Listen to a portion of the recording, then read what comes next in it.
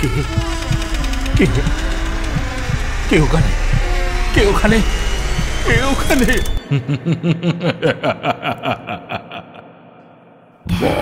ভুতুরে, যেখানে জীবিত সব চরিত্র।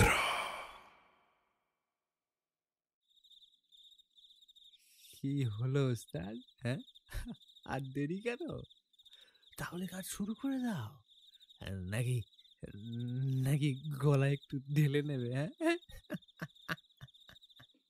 বিনয় মরাটার দিকে তাকিয়ে থাকে বেশ কিছুক্ষণ। টেবিলের ওপর পড়ে থাকা মরাটার মুখটা দেখে বোঝা যায় লোকটা বেশ বড় লোক ছিল।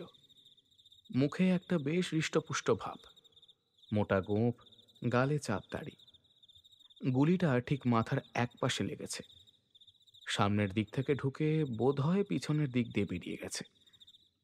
বিনয় মনে মনে ভাবে বেশ কাছ থেকেই গুলিটা চালানো হয়েছিল, না হলে এমনটা হওয়ার কথা নয়। দূর থেকে গুলি চালালে গুলিটা খুলির ভেতরে গিয়ে আটকে থাকতো। হরি কিন্তু আবার তাড়া দেয়। এই এই ওস্তাদ ওস্তাদ, হ্যাঁ, গলায় যদি ঢালো তাহলে এক্ষুনি ঢেলে নাও। হ্যাঁ, নইলে নইলে কি তুই একাই সব খেয়ে ফেলবি নাকি? তাহলে শীতের রাতে তোকে আবার পাঠাবো, তখন বুঝতে পারবি। কথাটা বলার সময় বিনয় ঘরের এক পাশে লম্বা বেঞ্চের উপর বসেছিল, তার পেছনে খড়ির দিকে তাকিয়ে। ঠিক তখনই সামনে টেবিলটার কাছ থেকে একটা ক্যাঁচ করে শব্দ হয়। শব্দটা শুনে বিনয় তাড়াতাড়ি সামনের দিকে তাকায়। ঘরের ভেতরে একটা সাদা আলো জ্বলছে। সেই আলোতে ঘরের ঠিক মাঝখানে স্ট্রেচারের ওপর টেবিলের ওপরে মৃতদেহটা শোয়ানো। কিন্তু শব্দটা এলো কোথা থেকে? বিপিন বাবুর কারণ সুধা, মেটাই জ্বালা মেটাই ক্ষুধা, মরা মানুষ বাঁচিয়ে তোলে।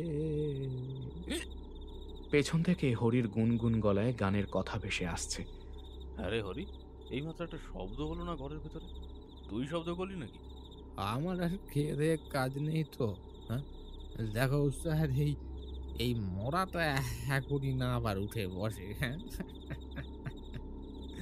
হরির গলার মধ্যে কি যেন একটা ছিল। কথাটা শুনে বিনয় কেমন যেন অস্বস্তি নিয়ে মৃতদেহটার দিকে তাকালো। মরাটার দুটো চোখ এখন বন্ধ, গায়ের উপর একটা সাদা কাপড় চাপানো, কিন্তু তবুও কেমন যেন অদ্ভুত লাগছে মৃতদেহটাকে। যেন মনে হচ্ছে এক্ষুনি ওই মৃতদেহটা কাপড় সরিয়ে উঠে বসবে, আর তারপর তারপর দুটো মোটা বলিষ্ঠ হাত দিয়ে চেপে ধরবে বিনয়ের গলাটা। হঠাৎ করে এমন একটা ভাবনা মাথায় আসতে বিনয় নিজেই চমকে উঠল। আজ প্রায় 2 বছর ধরে সে এই মরা কাটার ঘরে কাজ করছে। এখানে কাজ খুব বেশি নয়, মৃতদেহটা আড়াআড়িভাবে ছিঁড়ে ফেলতে হয়। তারপর মৃতদেহের ভেতর থেকে প্রয়োজনীয় যা যা জিনিসপত্র রয়েছে, যেমন হার্ট, কিডনি, লিভার, সব বের করে নিতে হবে। এরপরে চোখ, আরও কত কি, সেগুলো সব সংগ্রহ করে নিতে হয়। তারপর ভালো করে সেলাই করার আগে ভেতরে তুলো ভরে দিতে হয়, যাতে ফাঁকা বা ফাঁপা বলে বোঝা না যায়। কিন্তু আজ এমন অদ্ভুত কেন লাগছে? এই হরি, আমার পাশে এসে দাঁড়াতো। আজকে কেমন যেন লাগছে। মরা কাটার ওস্তাদ আজ মরা দেখেই ভয় পেয়েছে। হ্যাঁ,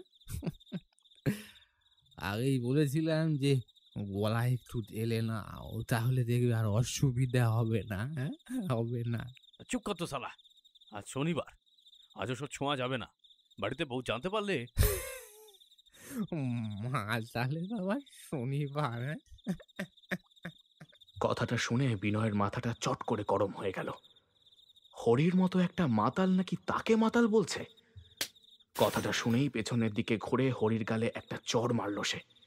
গলা তুলে বলল, তবে রে, তোর এত বড় সাহস? হ্যাঁ, তুই আমায় মাতাল বলিস? তুই এখানে থাকিস কি করে শালা? আমিও দেখছি তুই কাল থেকে এখানে কাজে আছিস কিনা, সেটাও দেখবো আমি। চড় খেয়ে হরির নেশাটা যেন এক ধাক্কায় কমে এসেছিল। পড়ে যাওয়া বোতলটা তাড়াতাড়ি তুলে নিয়ে বাকি মদটা গলায় ঢেলে ফেলল ও। তারপর মাথাটা একবার ঝাঁকিয়ে নিয়ে হরি বলল, ভুল হয়ে গেছে ওস্তাদ, ভুল হয়ে গেছে, ভুল হয়ে গেছে। আমি এক্ষুনি মলাটা কেটে ভেতর থেকে সবকিছু কথাটা বলতে বলতে হরি বিনয়ের দিকে একবার তাকিয়ে মরাটার দিকে এগিয়ে এসেছিল। তারপরেই তার দুটো চোখ যেন বিস্ফারিত হয়ে গেল, মুখটা হাঁ হয়ে গেল, কিন্তু কিন্তু কোনো চিৎকার বের হলো না তার মুখ দিয়ে। বিনয় তার মুখের দিকে তাকিয়ে বুঝতে পারে যে কোনো মুহূর্তে হরি চিৎকার করে উঠবে, কিন্তু এতটা ভয় পেল কেন সে? পেছনের দিকে তাকিয়ে বিনয় দেখে মরাটা আগের মতোই টেবিলের উপর শোয়ানো রয়েছে। তাহলে সে আবার পেছনের দিকে তাকায়। হরি বিস্ফারিত চোখে একবার বিনয়ের দিকে তাকাচ্ছে, আরেকবার মরাটার দিকে। আরে এই হরি, কি হলো? তুই মুখটা ওরম করে আছিস কেন? এই! হরি কাঁপতে কাঁপতে দুপা পিছিয়ে ঘরের দেয়ালে হেলান দিয়ে দাঁড়ায়। তারপর বলে, ওস্তাদ, মনে হলো মরাটা দু চোখ খুলে আমার দিকে তাকিয়ে আছে। দোষ শালা, নেশাটা আবার চড়েছে নাকি? আবার একটা চড় মেরে না নেশা ছুটিয়ে দেবো বলছি। শালা এইটুকু তো মদ খেয়েছিস, হ্যাঁ? তাতেই এত নেশা হয় কি করে তোর? স্পষ্ট দেখতে পাচ্ছি মরাটা টেবিলের উপরে শুয়ে আছে, আর মরাটা উঠবেই বা কি করে? হরি কিন্তু বিনয়ের মুখের দিকে তাকায় না। সে এক দৃষ্টিতে তাকিয়ে থাকে টেবিলের ওপর শোয়ানো মরাটার দিকে। তারপর আর চুপ থাকতে না পেরে চিৎকার করে বলে ওঠে, ওই দেখো, ওই দেখো ওস্তাদ, মরাটা মরাটা আস্তে আস্তে টেবিলের ওপর উঠে বসছে। এইবার হরির কথা শুনে বিনয় রাগ করতে শুরু করলো। মরা টেবিলের উপর উঠে বসবে কি করে? মরাটা যে মরে গেছে, সে আবার উঠে বসবে কিভাবে? শালা নেশার করে ব্যাটা ভুলভাল বকছে। কথাটা বলতে বলতে পিছনের দিকে তাকাতেই বিনয়ের গোটা শরীর দিয়ে যেন একটা বরফের স্রোত নেমে গেল। হরি মিথ্যে বলেনি, মরাটা সত্যিই টেবিলের উপর উঠে বসেছে। আর শুধু তাই নয়, মরাটা বিনয় আর হরির দিকে তাকিয়ে হাসছে। বিনয় ভয়ে কাঁপতে কাঁপতে খানিকটা পিছিয়ে গেল। ঘরের দরজাটা বন্ধ। এমন সময় এখানে কেউ থাকে না। একটু দূরে আরেকটা ঘর রয়েছে, সেখানে ডাক্তার থাকে। এখান থেকে চিৎকার করলে ডাক্তারও শুনতে পাবে না, কারণ সে এখন তার ঘরে বসে দামি মদে চুমুক দিচ্ছে। এই ওস্তাদ, ওস্তাদ, মরাটা আবার শুয়ে পড়েছে। কথাটা শুনে বিনয় তাকিয়ে দেখে সত্যিই তো মরাটা আবার আগের মতোই নিশ্চিন্তে চোখ বন্ধ করে শুয়ে আছে। একটু আগে যে ভয়টা গোটা শরীর জুড়ে হতে শুরু করেছিল, সেটা যেন মুহূর্তের মধ্যেই উধাও হয়ে গেল। তাহলে কি সে চোখের ভুল দেখল? হরি না হয় নেশা করেছে, তাই চোখের ভুল দেখতে পারে, কিন্তু সে কেন ভুল দেখবে? না না, নিশ্চয়ই সে ভুল দেখেছে। না হলে যে মরাটা টেবিলের ওপর চোখ বন্ধ করে শুয়েছে, সেটা কি করে উঠে বসবে? এটা কি করে সম্ভব? এমন একটা ভাবনা মাথায় আসতেই বিনয় এক দৃষ্টিতে বেশ খানিকক্ষণ তাকিয়ে রইল মরাটার দিকে। তারপর আস্তে আস্তে এগিয়ে গিয়ে কাঁপা কাঁপা হাতে মরাটার শরীরের ওপর ছোঁয়ালো। গোটা শরীর বরফের মতো ঠান্ডা। নিজেকেই বিড়বিড় করে একটা কুৎসিত গালি দিল সে। তারপর বলল, দোষ শালা, আমিও একটা বোকা চোদা। আরে এই হরির বাচ্চা, কিরে তোর মদ গেলা হয়েছে? তাহলে সামনে আয়, হাত লাগা তো দেখি। তাড়াতাড়ি মরাটাকে কেটে কুটে বাড়ি ফিরতে হবে। তাড়াতাড়ি আয়। না ওস্তাদ, ও মরাতে আমি হাত দেবো না। ও মরা আমি কিছুতেই কাটবো না, কিছুতেই না। আমি দেখেছি, আমি স্পষ্ট দেখেছি যে ওই মরাটা উঠে বসে আমার দিকে তাকিয়েছিল। তাকিয়েছিল। আরে বেটা বেটা, তুই ভুল দেখেছিস। তুই শালা নেশা করে আছিস, চোখের সামনে তাই ভুলভাল দেখছিস। আর তোর কথায় আমিও বোধহয় শালা চোখের ভুল দেখেছি। নে এখন তাড়াতাড়ি হাত লাগা। হরি কিন্তু কিছু বলল না। ভয় পেয়ে দেয়ালের একপাশে চুপচাপ দাঁড়িয়ে মরাটার দিকে তাকিয়ে রইল বেশ কিছুক্ষণ। তার নেশা যে কেটে গেছে সেটা ভালো করেই বোঝা যায়। মদের ফাঁকা বোতলটা ঘরের এক পাশে পড়ে আছে। হরির গলা যেন শুকিয়ে এসেছে। জিভ দিয়ে একবার ঠোঁট ভিজিয়ে নিয়ে সে ধীরে ধীরে এগিয়ে এলো সামনে। হরির মাথায় টাক, এপাশে ওপাশে কয়েক গাছা লম্বা চুল, রোগা শরীর, গায়ের রং কালো, পরনে একটা হাত কাটা গেঞ্জি আর নিচে হাফ প্যান্ট। হরি এই মরা কাটার ঘরের দারোয়ান। দারোয়ানের জন্যই যে টাকা পায় সেটাই তো আয়। তবে বিশেষ কাজের জন্য বিনয়, হরি, এমনকি ডাক্তারও আলাদা কিছু টাকা পায়। সেটাই হলো এই মরা কাটার ঘরের আসল লাভ। বিনয় মরাকাটা যন্ত্রপাতি হাতে নিয়ে বেশ কিছুক্ষণ তাকিয়ে থাকলো মরার দিকে। এখন মরার গায়ের কাপড় কোমর পর্যন্ত নেমে এসেছে, গোটা শরীর উন্মুক্ত, বুকের কাছে খানিকটা কালো লোমে ভর্তি। প্রথমে এসব ভালো করে চেঁচে দিতে হবে, তারপরে হরির কাজ। যেখানে যত লোম আছে সব খুর দিয়ে চেঁচে দেওয়া। তারপর বিনয় মৃতদেহ কাটতে শুরু করবে। খুর আর জলের বাটিটা নিয়ে হরি এগিয়ে গেল টেবিলের দিকে। বিনয় মৃতদেহটাকে একবার পরীক্ষা করে এসে বসল ঘরের বাইরে বারান্দার কাছে। বাইরের দিকে তাকিয়ে কালো অন্ধকারে মাঝে মধ্যে বিদ্যুতের ঝলকানি দেখতে পাচ্ছে সে। শীতকালে বৃষ্টি খুব একটা হয় না, কিন্তু এখন হচ্ছে। ব্যাপারটা অদ্ভুত ঠেকছে বিনয়ের কাছে। ঘরের মধ্যে যতটা ঠান্ডা, বাইরে যেন তার চেয়ে কম নয়। অথচ দরজাটা সামান্য খোলা, আর সেই দরজা দিয়ে হু হু করে হাওয়া ঢুকছে ভিতরে। ব্যাপারটা কেমন অস্বাভাবিক লাগছে। এসব ভাবতে ভাবতে বিনয় একটা বিড়ি বার করে দেশলাই চালিয়ে টানতে থাকে। আর ঠিক তখনই হঠাৎ ভেতর থেকে কিছু উল্টে পড়ার বিকট শব্দ ভেসে এলো। তার সঙ্গে সঙ্গে হরির আতঙ্কিত চিৎকার। ওস্তাদ, ওস্তাদ, মরাটা মরাটা আমার হাত টেনে ধরেছে, বাঁচাও, বাঁচাও ওস্তাদ, বাঁচাও। হরি আবার মশকরা করছে এমনটা ভেবেই বিনয় দরজা খুলে ভেতরে ঢোকে। কিন্তু ঢোকেই দেখে হরি মিথ্যে বলছে না। মরাটার দুটো চোখ বন্ধ, ঠিক আগের মতোই টেবিলে শুয়ে আছে, কিন্তু তার বলিষ্ঠ হাতের মুঠিতে হরির রোগাটে হাত শক্ত করে চেপে ধরা।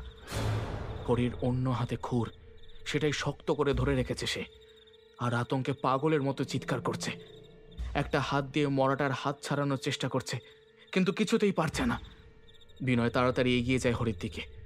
তারপর মরাটার হাত চেপে ধরতে অনুভব করে লোহার মতো শক্ত একটা হাত, আর বরফের মতো ঠান্ডা একটা মৃতদেহ। এভাবে এভাবে কি করে হাত চেপে ধরতে পারে? এই হরি, ব্যাপারটা কি হচ্ছে বলতো? আমি তো কিছুই বুঝতে পারছি না। আমি বুঝতে পারছি ওস্তাদ, আমি সব বুঝতে পারছি। আজ ওই মরাটা জ্যান্ত হয়ে গেছে। ওই মরাটা আমি কিছুতেই না। সেই আমি জল দিয়ে বুকের লোমটা কাটতে গেছি, অমনি হাতটা শক্ত করে আমায় চেপে ধরলো। আমায় বাঁচাও ওস্তাদ, আমায় বাঁচাও ওস্তাদ। বিনয়ের বুকের ভেতরটা ধুকপুক করতে লাগলো। এখন কি করবে সে? একবার মনে হলো এক্ষুনি দৌড়ে গিয়ে ডাক্তারকে ডেকে আনা যেতে পারে, কিন্তু ডাক্তার এসেই বা কি করবে? সে তো হরির চেয়েও বেশি মদ খেয়ে থাকে। শুধু এসে কাগজপত্রে সই করে দিয়ে চলে যায়, বাকি সব কাজ তো ওদের দুজনকেই করতে হয়। বিনয়ের মাথার ভেতর তালগোল পাকিয়ে যেতে থাকে। আর ঠিক তখনই ঘরের ভেতরটা একটা অদ্ভুত খ্যানখ্যানে হাসিতে ভরে ওঠে। যে দরজা দিয়ে বিনয় ভেতরে ঢুকেছিল সেটাই ধরম করে বন্ধ হয়ে যায়। ঘরের আলোটা দপদপ করতে থাকে। হরির চিৎকার আরো বেড়ে যায়। সে বুঝতে পারছে না কি করবে। ঠিক তখনই বিনয় অনুভব করলো একটা ঠান্ডা লোহার মতো শক্ত হাত তার কবজি চেপে ধরেছে।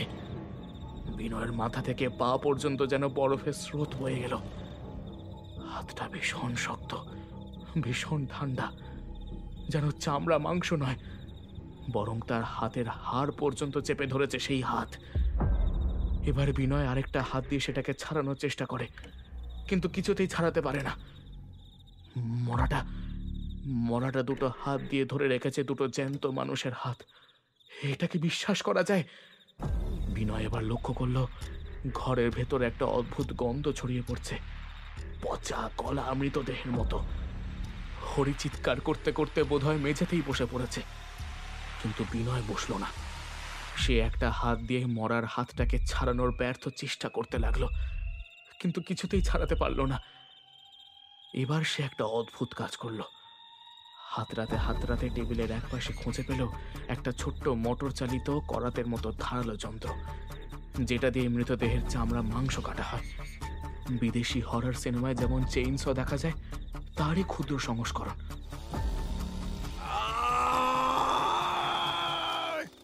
আর সেটা তুলে নিয়েই আক্রোশে চালিয়ে দিল সেই হাতটার উপর, যে হাতটা তাকে শক্ত করে চেপে ধরেছিল।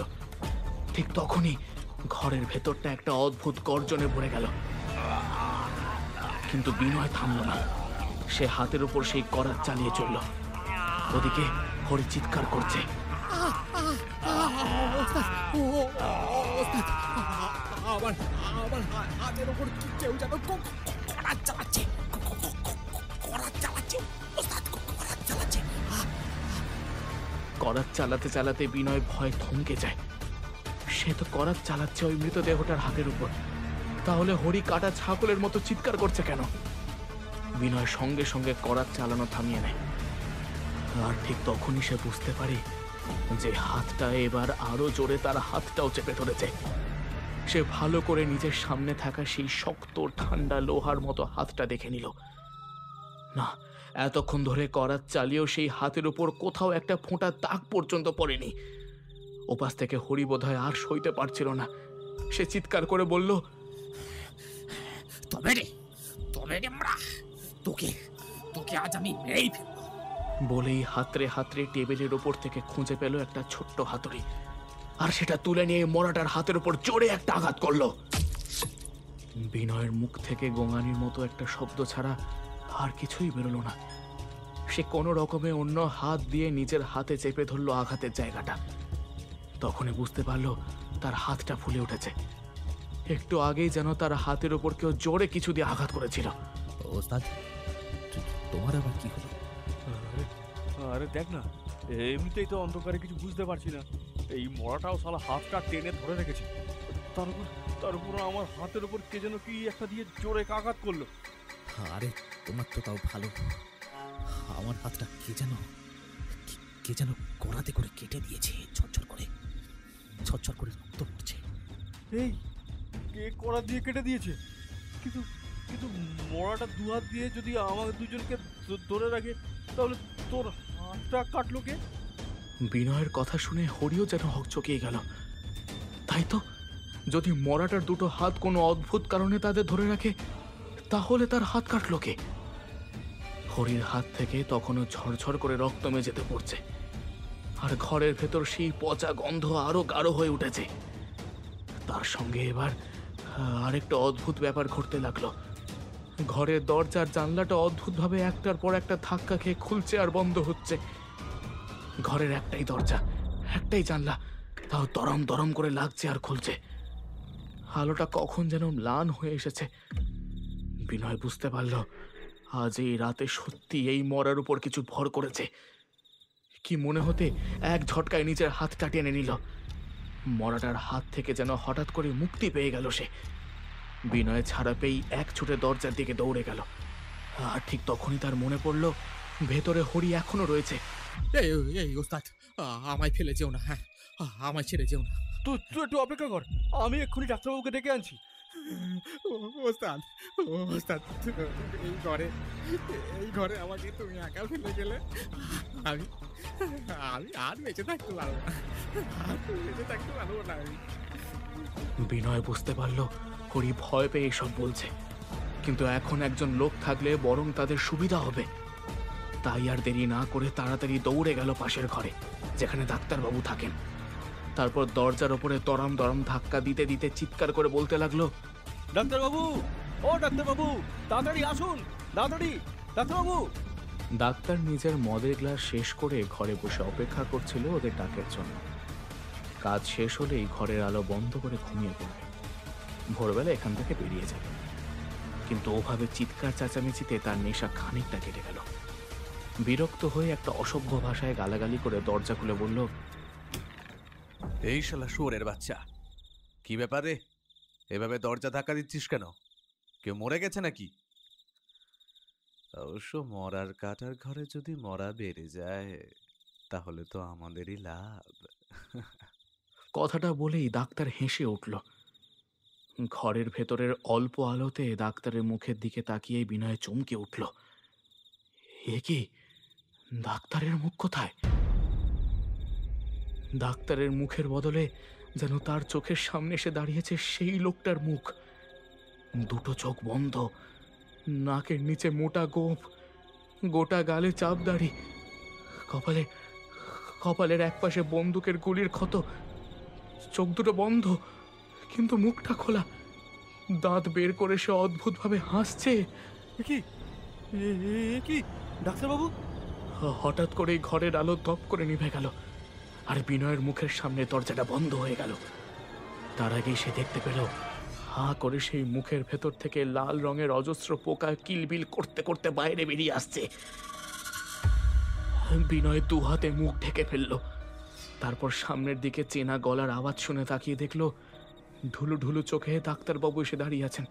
কি হয়েছে? এত তাড়াতাড়ি হয়ে গেল? বিনয় সামনের দিকে তাকিয়ে দেখল ডাক্তারবাবু নিজেই এসেছেন। তার পরনে সাদা রঙের সেই জামাটা যেটা পরে তিনি মরা কাটার ঘরে যান। ভালো করে দেখল বিনয়, ডাক্তারের মুখটা ঠিক তার মুখের জায়গায় বসানো আছে।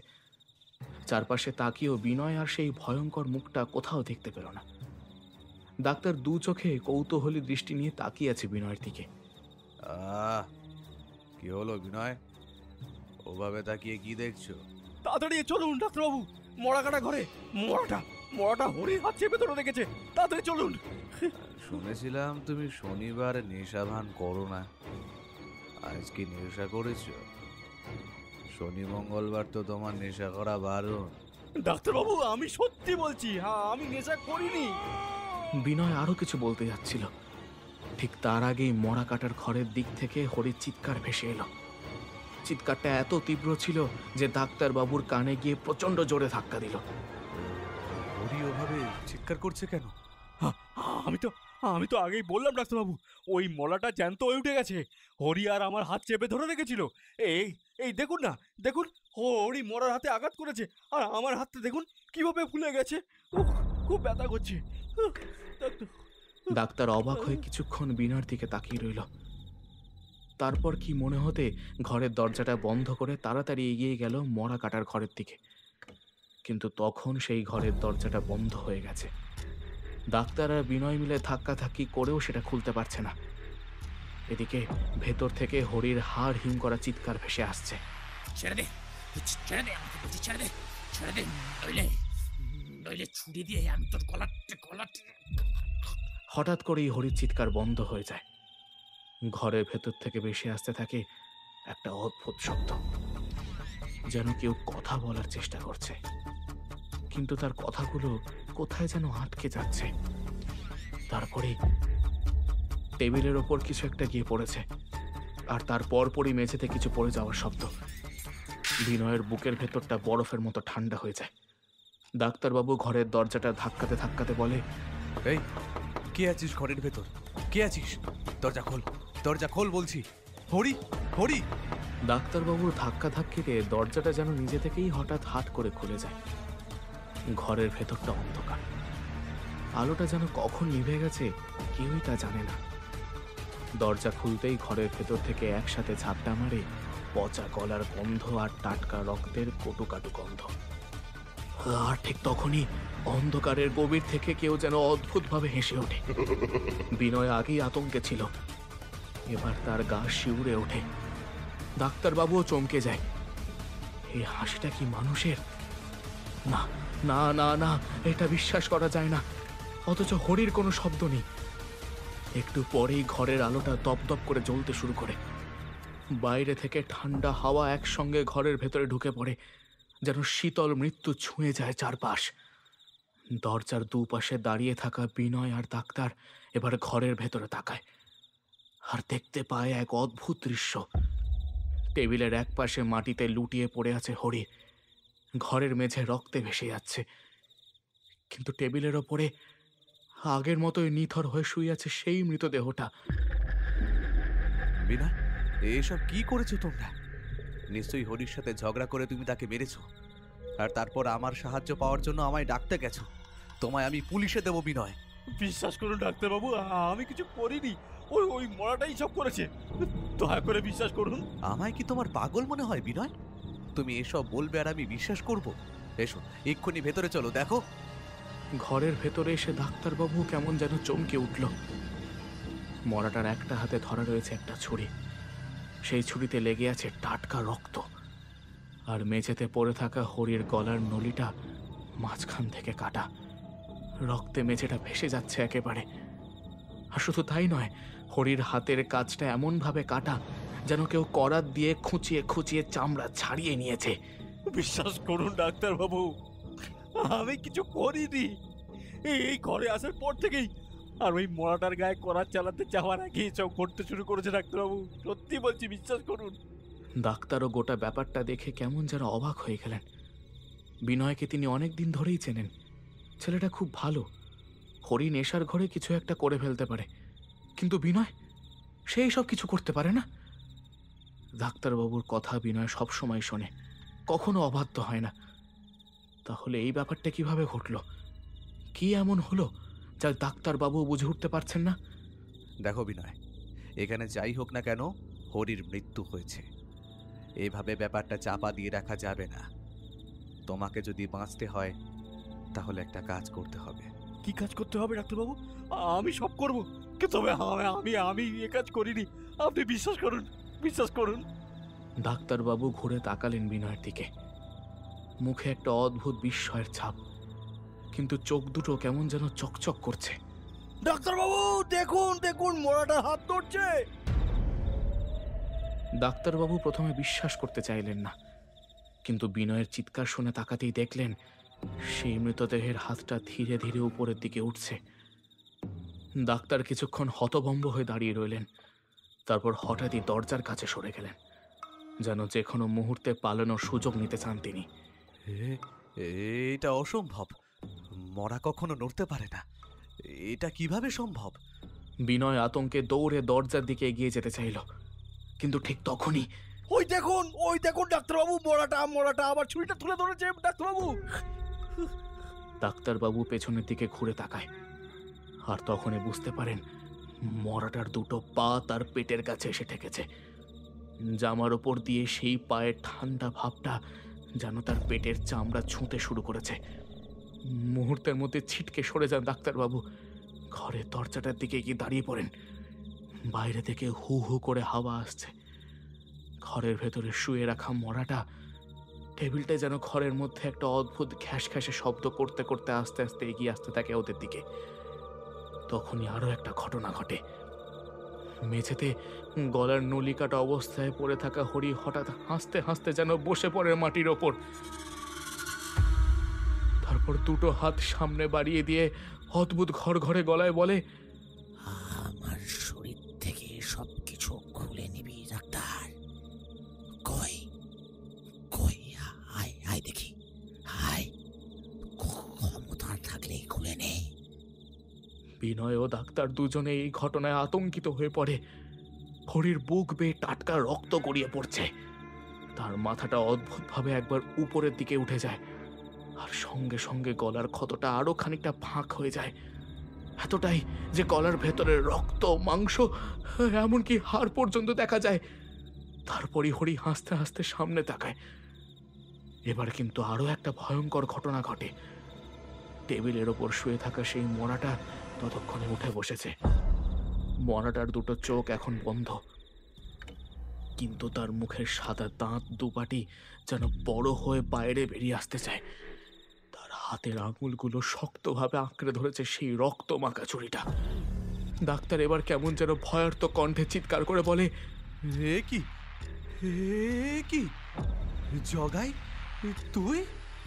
মরাটা একভাবে টেবিলের ওপর চুপচাপ বসে রয়েছে, তার দুটো চোখ বন্ধ। বিনয় লক্ষ্য করে ডাক্তার মরাটার মুখের দিকে তাকিয়ে কেমন যেন ভয় পেয়ে গেছে। ডাক্তার পেছনের দিকে ছুটে পালাতে যাবে, কিন্তু তার আগেই ঘরের দরজাটা ধরাম শব্দ করে বন্ধ হয়ে যায়। একই সঙ্গে জানলাটাও বন্ধ হয়ে যায়। ভয় বিনয় কেঁদে ওঠে এবারে। আমি তো কারোর কোনো ক্ষতি করিনি, আমায় ছেড়ে দাও, আমায় ছেড়ে দাও, আমায় ছেড়ে দাও।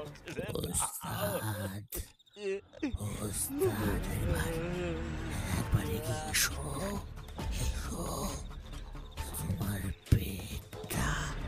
তোমার পেটটা কেটে দেখি পেটের ভেতরে কি কি আছে, দেখি। এসো। তারপরেই হরি অদ্ভুতভাবে হেসে ওঠে। তার খ্যাঁকে হাসিতে ঘরের ভেতরটা ভরে উঠতে শুরু করে। হরির মুখ দিয়ে একদলা রক্ত বেরিয়ে এসে ঘরের মধ্যে ছিটকে পড়ে। বিনয়ের পায়ের কাছেও লাগে খানিকটা, আর আর তাতেই সেদিকে তাকিয়ে বিনয় দেখতে পায় সেই রক্তের মধ্যে সাদা সাদা অজস্র পোকা কিলবিল করে ঘুরে বেড়াচ্ছে।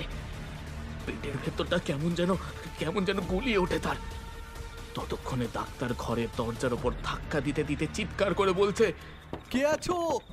বাঁচাও! কেউ বাঁচবে না ডাক্তার, কেউ না। এখানে কে আসবে বলো তো?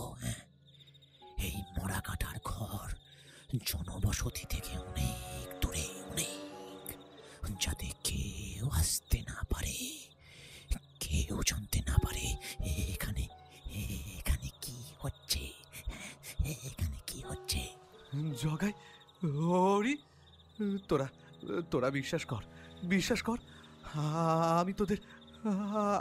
আমি তোদের কারোর ক্ষতি চাইনি।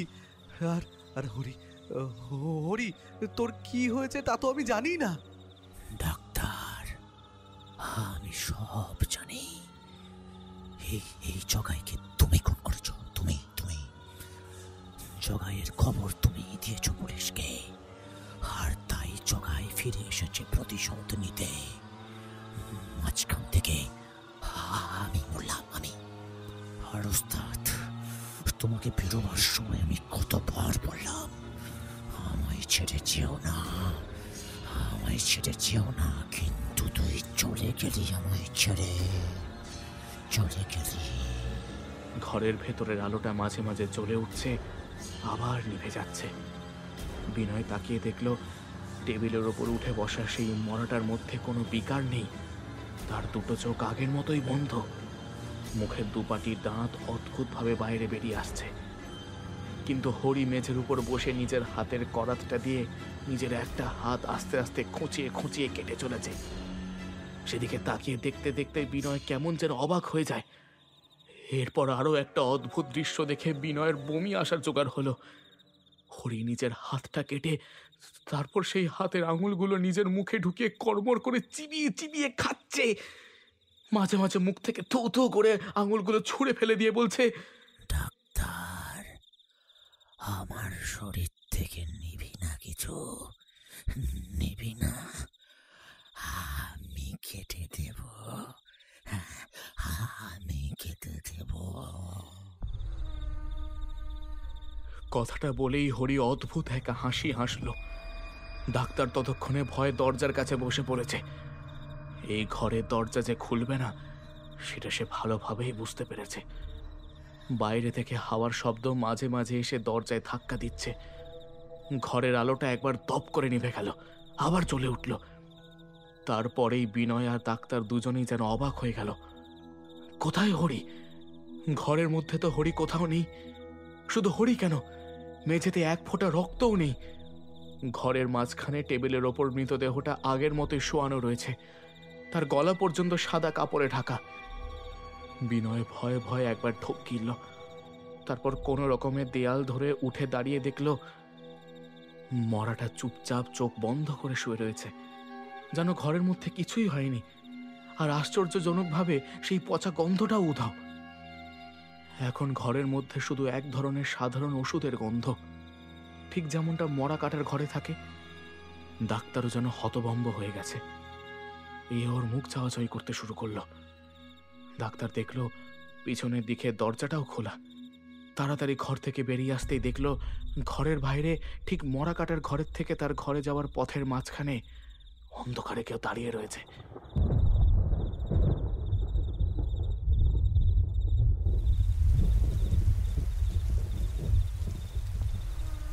ঠিক তখনই আকাশে একবার বিদ্যুৎ চমকালো। বিদ্যুতের আলোতে ডাক্তার দেখতে পেল ওটা হরি ছাড়া অন্য কেউ হতে পারে না। কিন্তু তার গোটা শরীরটা যেন কেউ পোস্টমর্টমের জন্য ছিঁড়ে ফালা ফালা করে দিয়েছে।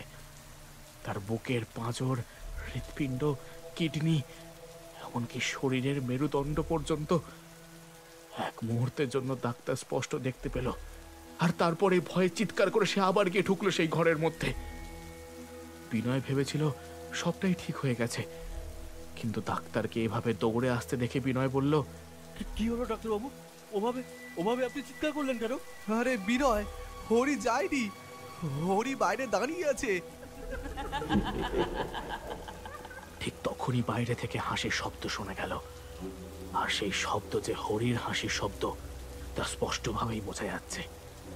ওটা তো হরি আসছে ডাক্তারবাবু। হ্যাঁ, ওটা তো হরি আসছে, কিন্তু একটু আগে হরি তো ঘরের ভেতর ছিল, তাহলে বাইরে গেল কখন? ডাক্তারের মুখ থেকে কথা সরল না। ভয় আতঙ্কে তার গোটা শরীর থরথর করে কাঁপছে, কপাল বেয়ে ঘাম গড়িয়ে পড়ছে।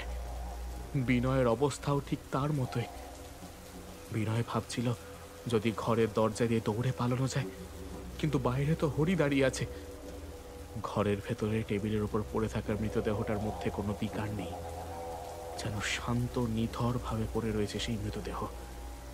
কিন্তু ওই শান্ত নিশ্চুপ মৃতদেহটার দিকে তাকিয়ে বিনয়ের বুকে রক্ত যেন জল হয়ে আসছিল। ওই মরাটার জন্যই তো এত কিছু হচ্ছে। এই ঘরে ঢোকার সঙ্গে সঙ্গে সে কিছু একটা বুঝতে পেরেছিল।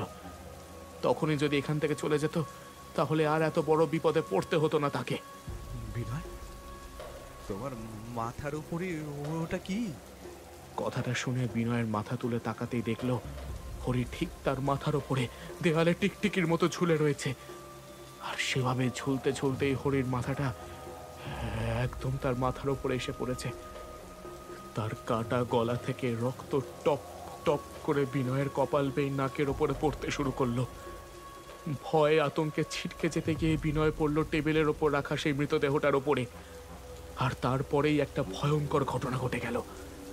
এতক্ষণ নিথর হয়ে পড়ে থাকার মৃতদেহটা হঠাৎ দুটো হাত তুলে চেপে ধরল বিনয়কে। দেয়াল থেকে হরি অদ্ভুতভাবে হেসে উঠল।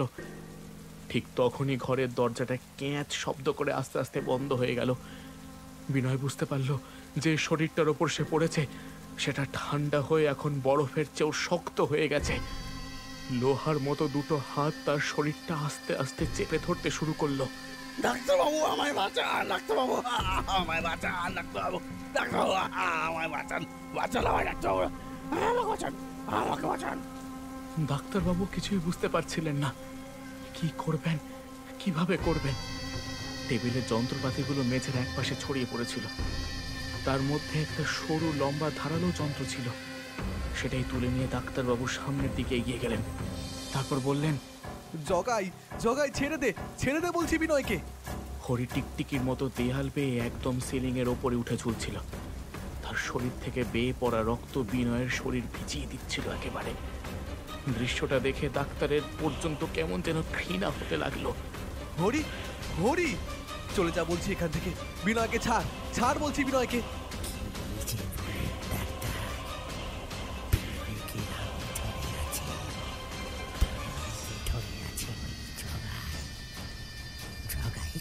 বলুন, সে তো আপনাকে চিনে, সে যদি চেনে দেয়। এদিকে বিনয়ের চিৎকারটা যেন কমে আসছিল। তার গোটা শরীর বরফের মতো ঠান্ডা হয়ে যাচ্ছিল। আর তার সঙ্গে হরির কাটা গলা থেকে বেরিয়ে আসা রক্ত তার কপাল আর নাক ছুঁয়ে মুখের ভেতরে ঢুকছিল। একটা অদ্ভুত গোঙানি আর পেটের ভেতর মোচড় দেওয়া ব্যথা বিনয়কে আস্তে আস্তে পাথরের মতো নিথর করে দিচ্ছিল। আর সেই সঙ্গে দুটো লোহার মতো হাত যেন আরো শক্ত হয়ে তাকে দুপাশ থেকে চেপে ধরেছিল। তবুও সে কোনো রকমে গলার সমস্ত শক্তি একত্র করে ডাক্তারকে বলতে লাগলো,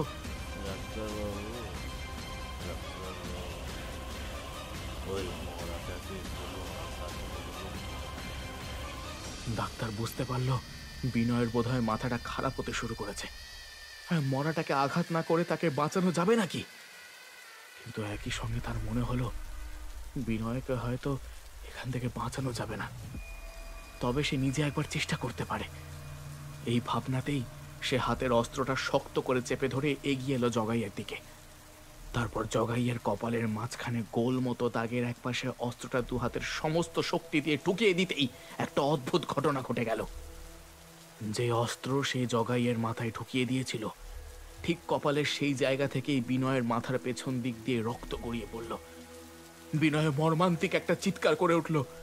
তার চোখ মুখ রক্তে ভেসে গেল। সে সেভাবেই এক দৃষ্টিতে তাকিয়ে রইল ডাক্তারের দিকে। তারপর অবসন্ন গলায় বলল,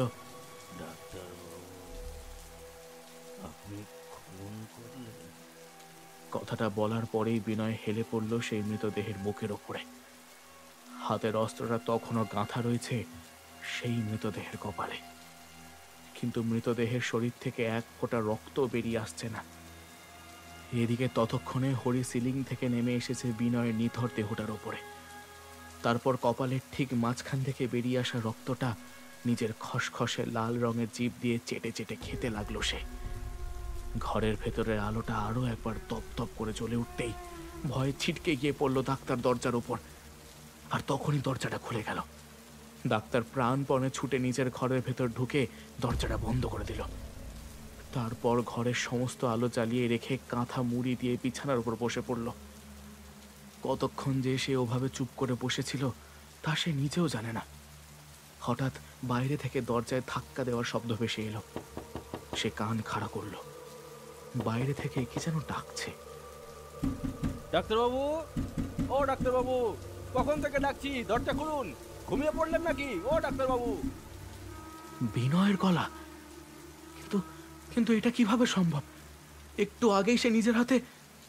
না না না না না, কোনো একটা অদ্ভুত উপায়ে বিনয়ের মাথা ফুটো হয়ে সে মারা গেছে। তার সঙ্গে সঙ্গে এবার শোনা গেল হরির ডাক। ডাক্তারবাবু, ও ডাক্তারবাবু, আপনি তাড়াতাড়ি চলুন, মরাটা কাটা হয়ে গেছে। ডাক্তারবাবু এবার কেমন যেন দ্বিধায় পড়লেন। আজ তার নেশাটা একটু বেশি হয়ে গিয়েছিল। নেশার ঘরেই কি এসব দেখলেন তিনি? কিন্তু কিন্তু সেটা কিভাবেই সম্ভব? ভাবতে ভাবতে কাঁথার তলা থেকে বেরিয়ে এসে দেখলেন ঘরের ভেতরটা অন্ধকার, কোনো আলো জ্বলছে না। কিন্তু একটু আগেই তো তিনি নিজে হাতে ঘরের আলো জ্বালিয়ে শুয়েছিলেন। তাহলে নেশার ঘরে কি সব কল্পনা করেছিলেন তিনি?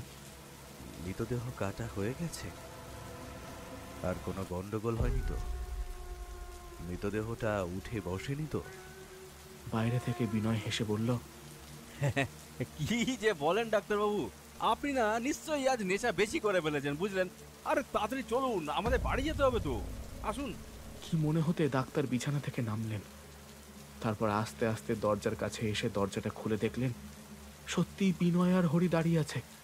তারা জলজ্যান্তই দাঁড়িয়ে রয়েছে। তাদের শরীরে কোথাও কোনো আঘাতের চিহ্ন মাত্র নেই। ডাক্তার ভাবলেন তাহলে তিনি স্বপ্ন দেখেছিলেন। কিন্তু পরক্ষণে নিজের শরীরের দিকে তাকাতেই তিনি দেখলেন সাদা রঙের কাপড়টা তিনি পরেই আছেন, যেখানে কোনো রক্তের দাগ নেই। অথচ যখন বিনয়ের কপাল ফুটো হয়েছিল তখন রক্ত ছিটকে এসে জামায় লেগেছিল তার।